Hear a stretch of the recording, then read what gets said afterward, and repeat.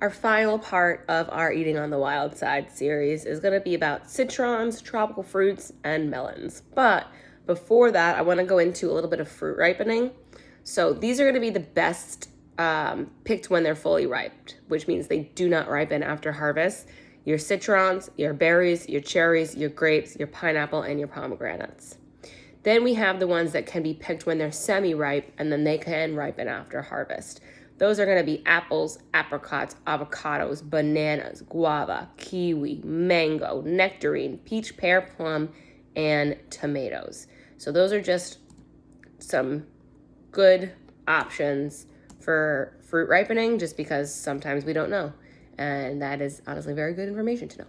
But recommended citrus fruits or citrons. We have blood oranges, Caracara oranges, Valencia, Washington navel, any variety of tangelos, clementines, satsumas, tangerines, white, pink, and red varieties of grapefruit. Some tips on them. The navel orange is both popular and nutritious. Choose the ones with deep orange skin and flesh. If all the oranges are uniform, choose the largest one. Make sure you're choosing citrons with the most color flesh, which is the insides. They're going to have the more nutrients. Red and pink grapefruits are higher in nutrients than white ones, again, like I just said.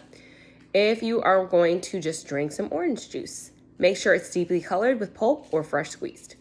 Choose the most ripe lemons and limes. Lemons should be yellow with no traces of green. More mature limes will turn yellow and should be heavy for their size. Green limes are not ready yet, just so you know, in case you didn't. Make sure you're storing them properly, though. They can be kept on the counter for about a week, but put them in the fridge if you want to store them longer.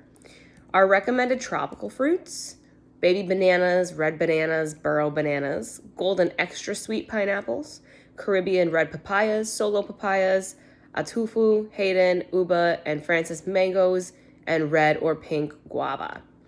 Some tips on tropical fruits. The extra sweet varieties of pineapple are more nutritious than traditional.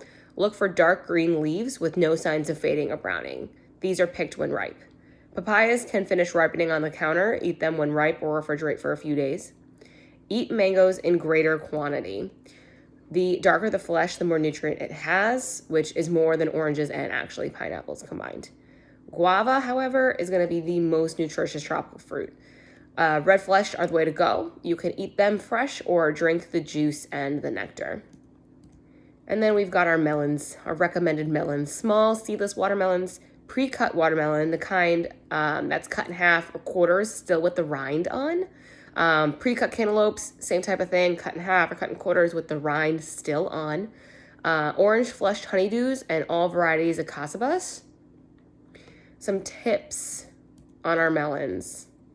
Most melons are refreshing but hold limited nutritional value due to their high water content, which is why you want to find that intense color flesh, which is, again, the inside.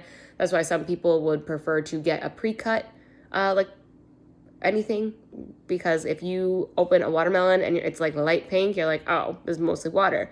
But you know that the best tasting ones are those juicy, deep pink, deep red watermelons.